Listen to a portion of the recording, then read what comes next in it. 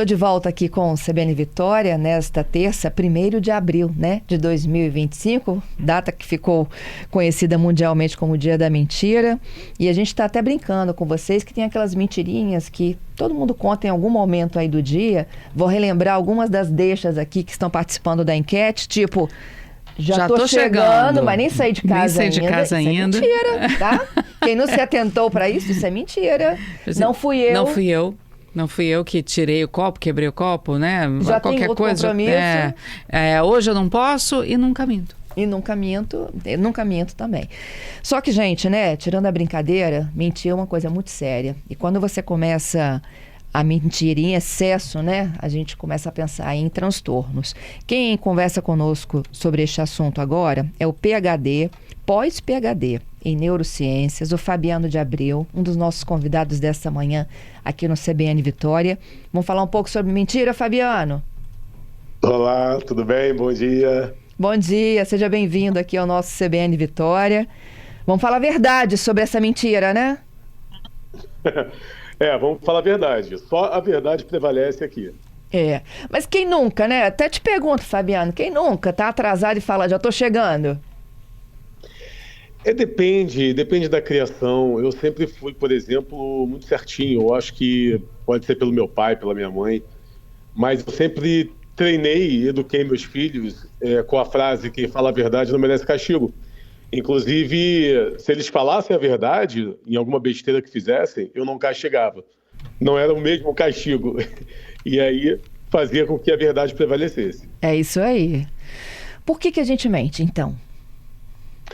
Depende da condição psicológica. E aí eu trago aqui à tona aquela série da Netflix que está em alta, que é a Adolescência, em que ele mentiu para o pai sobre o assassinato.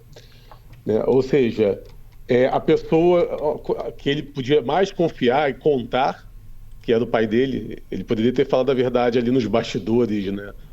No privado, mas não, ele mentiu. Porque, a depender, você também acredita na tua própria verdade. Ainda tem essa questão. Você cria uma verdade sobre aquilo. E tem muita relação também com o transtorno mental e com o que a gente vem vivendo hoje em relação ao excesso de rede social, onde o fake news, a mentira, passou a ser uma cultura que a gente está vendo na rede social. E pode ser uma mentira para mim ou uma verdade para o outro, né? E às vezes a pessoa formata em gramas de memória da própria mentira. E ela cria uma própria razão. E acredita numa mentira como a verdadeira verdade, podemos dizer assim. Exato, porque isso tem relação com regiões no cérebro, né? Como a mentira envolve o córtex pré-frontal, que é tomada de decisão, lobo temporal ali do lado, na parte da orelha, que acessa a memória e a emoção. Também o córtex cingulado anterior, entre a parte frontal e a parte da orelha ali na lateral. E isso exige muito esforço cognitivo. Só que quando você mente constantemente, você vai treinar o seu cérebro e vai passar a se tornar ali um mentiroso. E tem também o transtorno mitomania, que é um transtorno que mente o tempo inteiro, vive com a mentira, e também transtornos de personalidade, como narcisismo, borderline, histriônico, esses mais dramáticos, também tendem a mentir mais. Agora, entre a concepção da mentira, a passagem por todo o sistema cerebral e a decisão de manter essa mentira, essa decisão é nossa. Exatamente. E tem relação com esses transtornos que te coloca em primeiro lugar. Então você se convence de que, eu sei que essa não é verdade, mas está tudo bem, porque eu estou me protegendo. Uma espécie de egoísmo, né? Agora, logo no início dessa nossa conversa, você me disse, né? Eu prefiro as consequências, né? Do falar a verdade. Ensino isso para os meus filhos. Então, não só tem uma discussão aí do como que é o nosso subconsciente, do que a gente decide, né? Mas tem também de como você formata esse ser humano. A questão é qual é a necessidade. Por que mentir? Não tem sentido, sabe? Quando você é autossuficiente, quando você procura fazer as coisas corretas, não há por que mentir.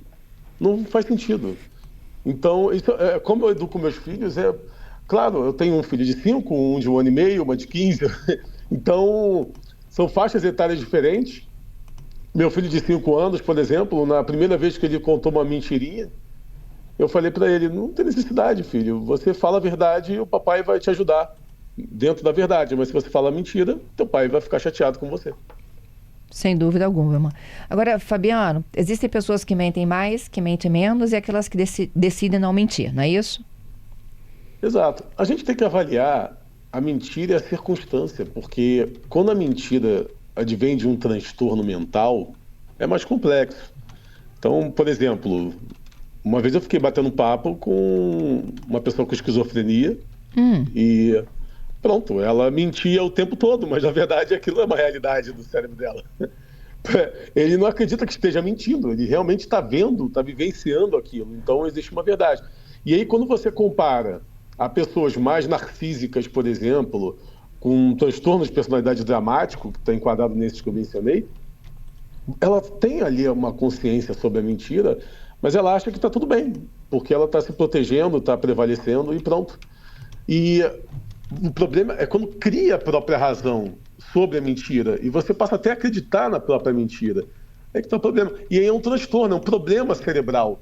Então é muito complicado também nós julgarmos a pessoa se a própria pessoa não tem a consciência da verdade. Na verdade tem, a consciência da verdade é a mentira. Entendido. E quando é que acende esse sinal de alerta? A gente não tem um termômetro para mentira, né? Pois é, então, existe a omissão. A omissão até certo ponto para mim é válida, porque é melhor você não falar do que mentir, já que às vezes uma verdade pode doer, então você omite. Às vezes você não pode falar para aquela pessoa a verdade sobre ela, por exemplo. Então você omite para ficar bem na fita, para ser sociável. Agora, quando você percebe que aquela pessoa ela está mentindo muito, se for criança, você tem que se preocupar com o processo educacional. Se for um adulto, a depender do grau de proximidade, você tem que se preocupar com o distanciamento.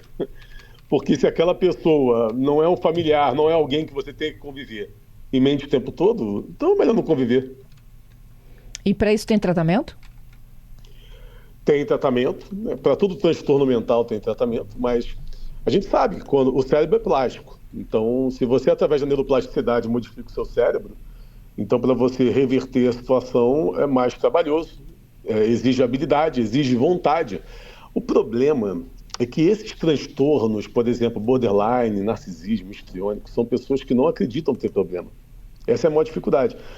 São vários estudos que eu faço, converso com neuropsicólogos, profissionais da psiquiatria, sobre qual estratégia tomar para conseguir convencer a pessoa de que ela tem problema. Ou seja, tem que ser de maneira singela, tem que ter persuasão, tem que omitir também, e você tem que tentar encontrar palavras ali que não faça a pessoa acreditar que ela tenha um problema, e sim que você está trazendo um outro tipo de solução. Então é muito complexo. Entendido. Bom, para crianças parte do processo educacional. E para adultos, é o que? Terapia?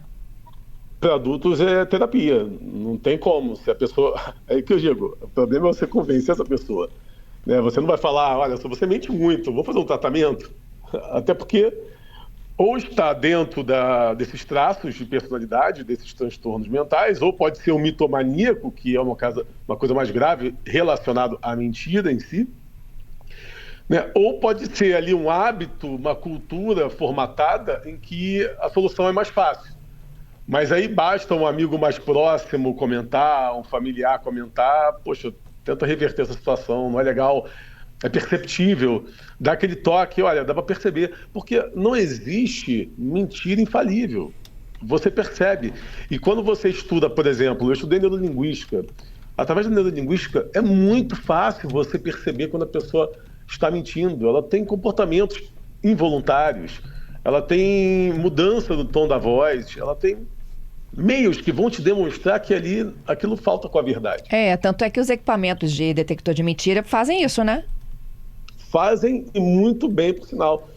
A gente tem esses equipamentos, tem casos nos Estados Unidos de psicólogos, de profissionais em neurolinguística que ficam ali vendo a reação, mas os aparelhos funcionam muito bem, porque ele analisa não só a questão emocional, você vai colocar emoção sobre aquela mentira que você está falando, porque você sabe que não é verdade.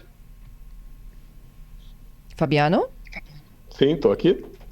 Não, porque você sabe que não é verdade, né? Então, assim, se descobre pela modulação. Exatamente, pela modulação, pelo batimento cardíaco. Você está movendo regiões cerebrais ali de maneira de conexões que vão exigir mais do teu organismo pela complexidade do que você está dizendo. E quando você sabe, tem a consciência que está faltando com a verdade, logo você vai também alterar respiração, por exemplo, batimento, etc. Entendido. Adorei, Fabiano. Obrigada pela entrevista, hein? Obrigado. Até logo. Até a próxima.